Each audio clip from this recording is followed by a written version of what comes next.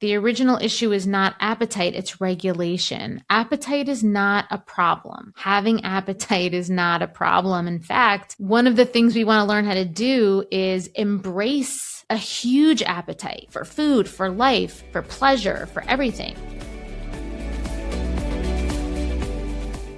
Hello and welcome to another new episode of Emotional Eating Unwrapped. I'm your host, Alana Kessler, and let's be honest for 1 second. We've all heard so much about GLP-1s, and this episode is going to be referencing and kind of about GLP-1s, but it's going to be a little bit different. But I know that the conversation about GLP-1s is everywhere. And at this point, myself included, many people are just tired of hearing the same talking points over and over. So this is not another episode villainizing GLP-1s, talking about whether or not they work, because the truth of the matter is that they do work. For many people, they do. I'm not going to villainize GLP-1s, but what almost gets overridden, and I think what's important to bring up to the surface, is what changes underneath when they work, when they actually do their job, when the appetite actually becomes less dramatic, becomes less loud in your brain. So we're going to talk today about the part when food is no longer doing the same emotional job that it used to do, right? Because the truth of the matter is that it has been doing an emotional job. It has been covering up things. We're going to talk about why that sense of control that you feel feels different and might even feel good in some way, but it doesn't always feel solid. We're going to talk about why stress still exists and how to navigate that when the old outlet is gone, that old food outlet. And we're going to talk about how pleasure and motivation subtly shifts, because these are not the side effects of GLP-1s that you read on a label or in those Mounjaro and Ozempic commercials with those jingles that you see on repeat all the time on YouTube TV. I don't know if I'm just talking about myself, but I definitely see so many of those. And these are not the side effects that they talk about. They mostly talk about the physical side effects, the physiological side effects. But there are real, true, important psychological shifts that you feel in your body, actually viscerally in your body. And if you don't know how to name them, if you don't understand them, these feelings and these sensations and experiences can feel confusing. They can feel unsettling. It's important that even if you are on a GLP-1 to understand these, so you can get a better result, you can sustain a better result. So today I want to name and talk about we're going to talk about 3 emotional changes that GLP-1s create. And like I said, I'm not criticizing the medication in any way. I just want to talk honestly about what actually changes when hunger does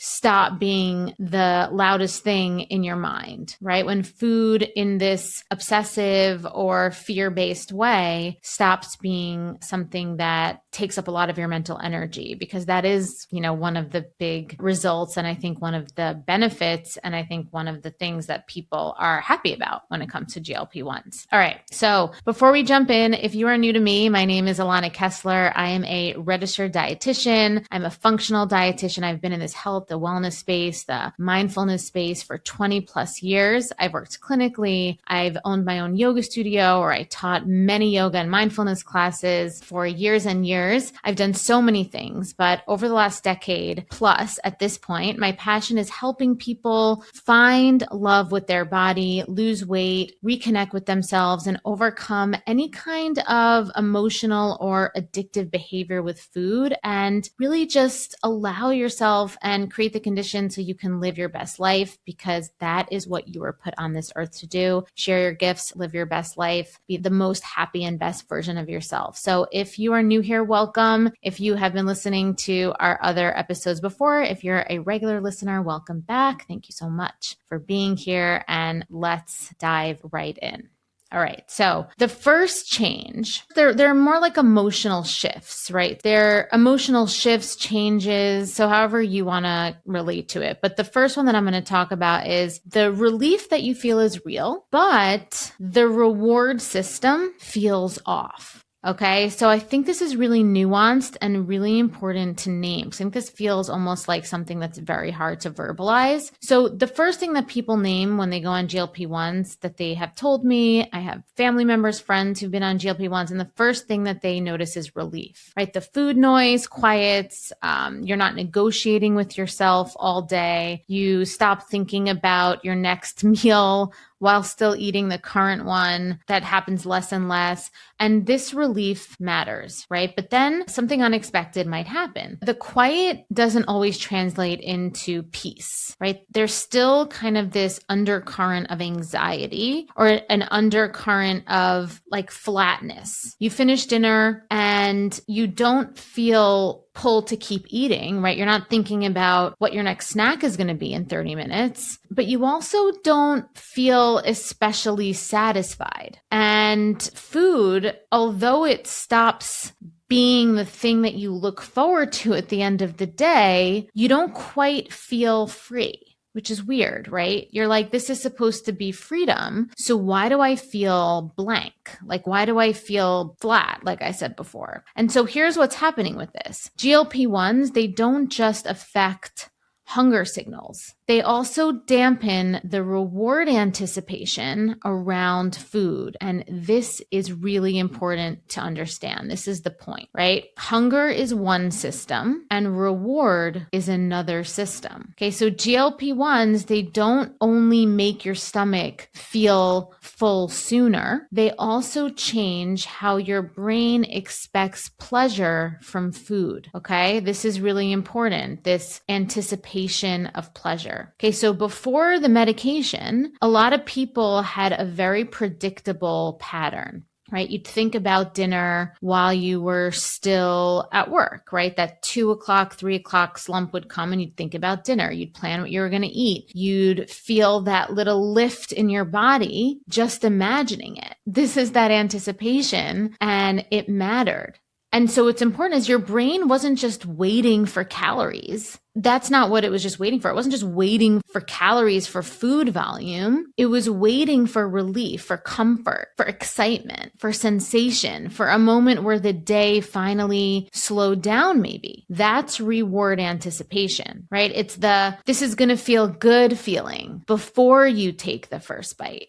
GLP-1s, they turn the volume down on that. So food doesn't pull you in the same way, right? You're not fantasizing about it. You're not counting down to it anymore. You're not getting that same dopamine hit from thinking about it. And this is where people get confused because on paper, this sounds great, right? Less obsession, less fixation. But in real life, it's different. In real life, it can feel like this. It can feel like you make dinner, you eat, you're full, but you don't get that sense of like, afterwards, right? You don't get that. That's all I could say. Like that sense of, right? You're not upset about it. You're not necessarily dissatisfied. You're just neutral. Okay. Which is a good place to be. But if you're not quite sure how to be in neutral, we're going to talk about this later, towards the end of the episode, it's not like a happy place yet. And so if food used to be how your nervous system shifted gears, if thinking about food, if eating food used to be how your nervous system shifted gears, right? From stress to resting, that neutrality can feel off. It can feel strange. And like I said, it's not bad. It's just very unfamiliar, right? The brain was used to food being a reliable reward, right? A guaranteed downshift, a way to mark the transition of your day from the end of one type of emotional experience, like effort, managing, proving, whatever, to another. When that reward anticipation drops, or when it goes away, when it doesn't have that transition, the nervous system doesn't automatically know what replaces it. So things that you might say to yourself, and if you say these things to yourself, you might be experiencing what I'm describing. People often say, like, I don't crave food anymore. Like, I'm not thinking about it. It's not making my heart race. It's not making my pulse race more, but my after work transition now feels kind of blah and empty. Another thing is like, I eat because I know I should, not necessarily because I'm excited about it or because I want to. Some people say like, I don't look forward to meals in the same way. And it's not necessarily a loss of joy. It's just more of like a change. Like I said, it's a change in the reward signaling, because the system that used to say, here's your relief, here's your pleasure, right? Like here's the anticipation, the thinking about food, and the eating food, the act of eating food, right? The system that used to do that, it's offline now. So it doesn't mean something's necessarily wrong. It just means that food was doing a lot more emotional work than you might have consciously realized. It was imprinted into your nervous system and the way that your rhythm was throughout the day. And now without this anticipation, your body, your nervous system, your physiology needs a new way to feel completion, to feel comfort, and to feel reward, right? It needs a new way to feel those things so that it can transition. It can make that downshift, okay? And it can also continue to create feelings of enthusiasm in your life. Because for a while, maybe that reward anticipation was what was creating enthusiasm in your life. So we have to find new ways to do that. You've built a good life. From the outside, it looks like you have it all together. You eat clean, you work hard, you take care of everyone. But there's this one area that still feels impossible to master, and that is food. You can eat perfectly all day and still end up in the kitchen at night wondering why you keep doing this.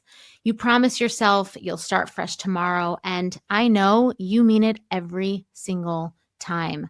But the cycle, it always finds its way back, especially when you're stressed, when you're overwhelmed, or when you're just tired of being the one that's holding it all together. And I get it because I lived that way for years. And what I learned is this. The problem, it was never about food. It was the pressure underneath it, the perfectionism, the self-doubt, the part of me that never felt safe and secure to just be me. And that's why I created the sober eating sequence.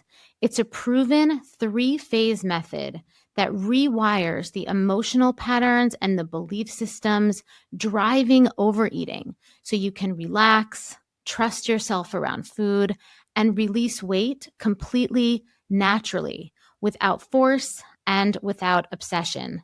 Because when your body feels secure, it lets go. The cravings quiet, the self-punishment, it softens, and food, it stops being the thing that you have to fix.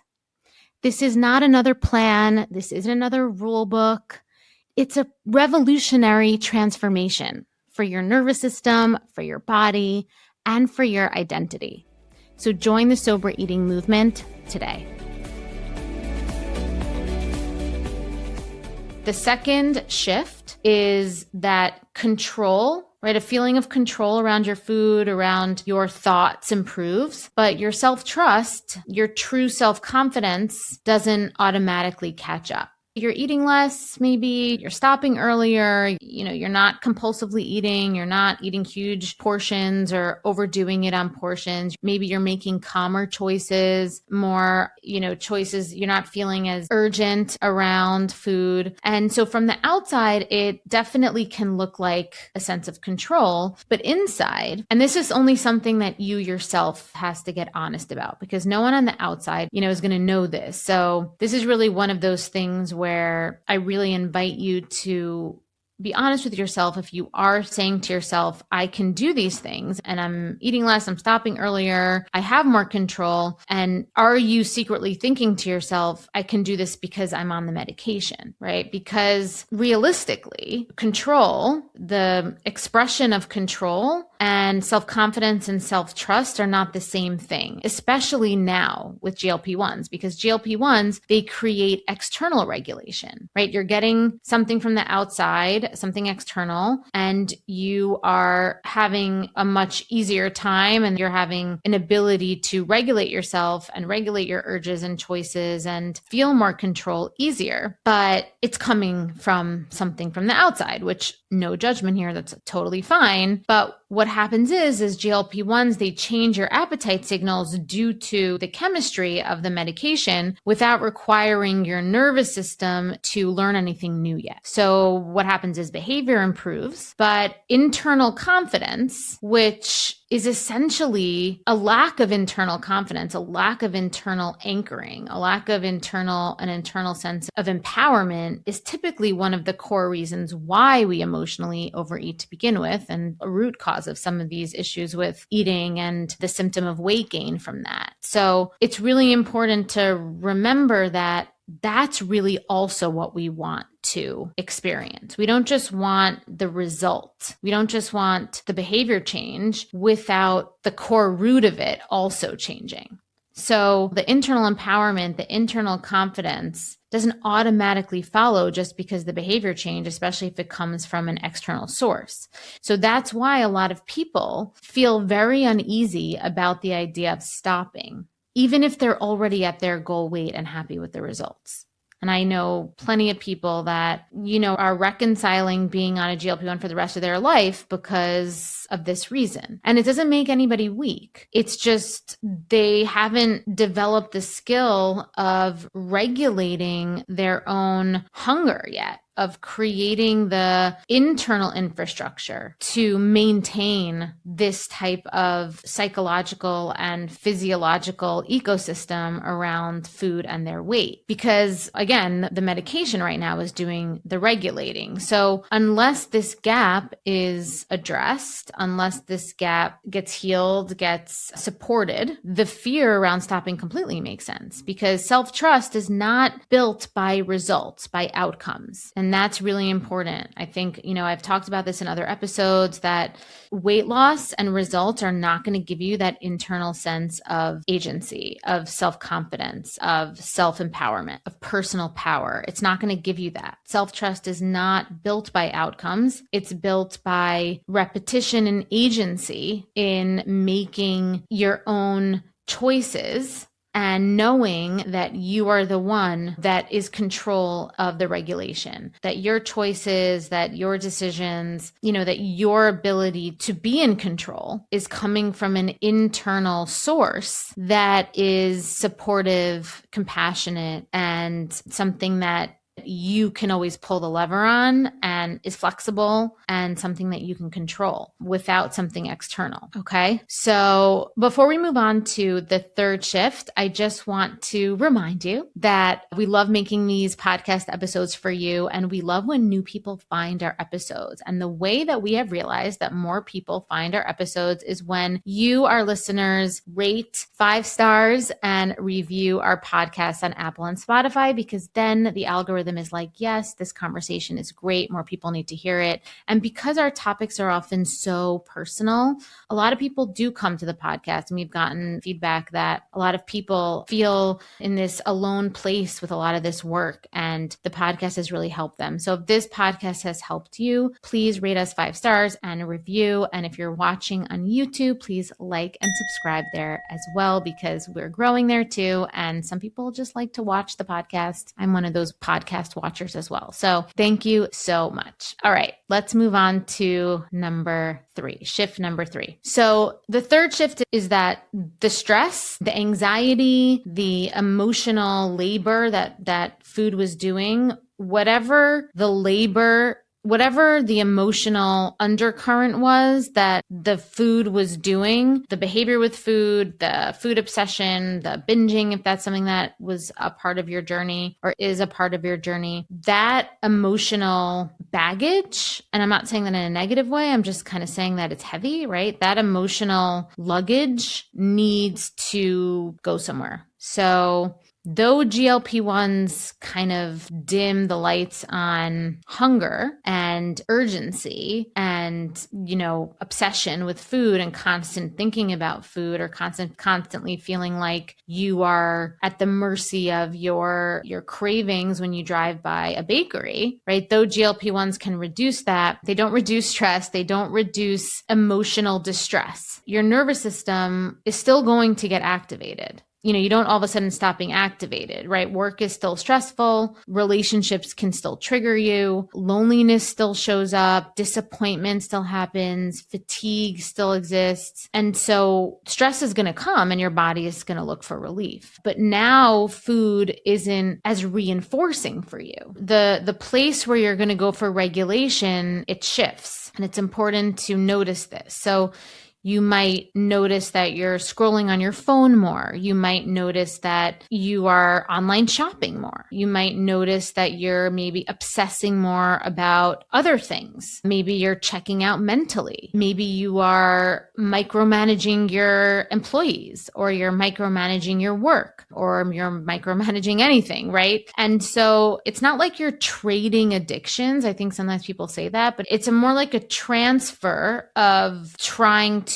regulate. It's a regulation transfer, essentially, right? It's the nervous system doing what it always does, trying to come back to baseline. It's just that in the past, food was your fastest route. And so when that route is kind of blocked, right? When that route gets nerve blocked, essentially, that's essentially what's happening. The system is going to look for another route. And so this tells us something really important, which is the original issue is not appetite, it's regulation. Appetite is not a problem. Having appetite is not a problem. In fact, one of the things we want to learn how to do is embrace a huge appetite for food, for life, for pleasure, for everything, right? So that's one of the things that we actually want to learn how to do, is to hold and create capacity for a huge appetite. So the original issue wasn't appetite and isn't appetite, it's regulation. And what GLP-1s do is it removes one regulator, but it does not teach you or give you the roadmap or give you the blueprint or give you support for new ones. Okay, that part has to be learned. That part has to be built internally. That part has to be developed. That is exactly what I teach in my sober eating sequence. That part has to be grown from the inside. It's important to also realize that this isn't just about GLP-1s, right? So I know we're talking mostly about GLP-1s, but there's a bigger picture, right? This shows up with every single weight loss method that creates control without building capacity. And so let me explain what that means.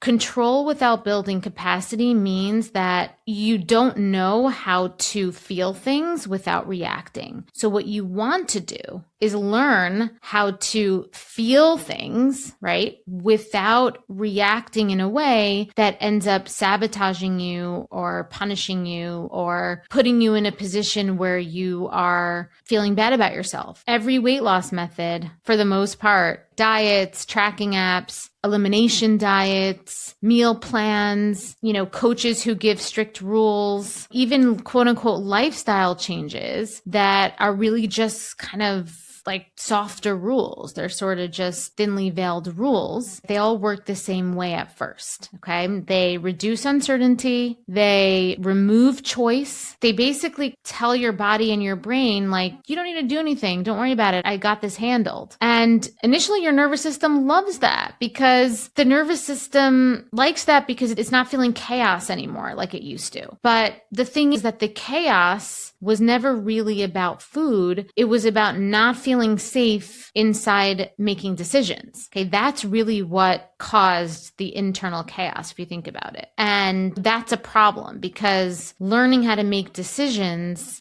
and learning how to feel good about decisions, learning how to feel good about decisions that you make that end up leading to discomfort, all of these things that you learn how to do, this is how you build capacity. When a system like diet plans, tracking apps, elimination diets, all these things, when you use those things, and I'm talking specifically for weight loss, right? I'm not talking about performance athletes that have to follow specific rigid plans sometimes for their athletic performance. I'm not talking about that. I'm talking for regular, your regular Joe, your regular day-to-day person that wants a weight loss result, that's trying to feel in control over their eating habits, that end up following these things and these plans understands why it doesn't end up working long term, and also why the nervous system likes it in the beginning, because when an external system steps in for you, things calm down. Like I said, the chaos sort of quiets immediately. This again is another external structure that is replacing internal trust. Okay. And the difference between these weight loss methods that I just described and GLP-1s is that GLP-1s just do this biochemically instead of behaviorally. And so their system is they target the hormones that affect food obsession, that affect hunger, that affect that compulsion. But the mechanism is exactly the same. The regulation that you're feeling and the calm that you initially feel of the chaos feeling like it went away, that feeling and that regulation, it lives outside of you. Okay, so as long as the structure is there, whether it's the plan, the rules, the medication, things will feel manageable, right? As long as you have that structure, that external construct. I'd rather call it a construct. When it's there, things feel manageable. But the moment that the construct loosens for whatever reason, say there's a health issue and you have to go off the medication, you're going on vacation with the family and you can't quite do the diet, the meal plan, you don't want to be taking injections or shots or things like that. Whatever it is, something environmental changes in your routine and the hunger will come back, right? The emotions will feel a lot more surface and unmanageable and reactive. Reactivity comes back. You'll start to be afraid of your appetite again. And the system, it doesn't know what to do really because it's never learned how to regulate from the inside. And so a lot of times the fear shows up almost like terror kind of, because you've spent so much time in this other state of being that your cells actually aren't used to this level of stimulation anymore, mental, psychological stimulation anymore. So fear shows up like, am I going to lose control?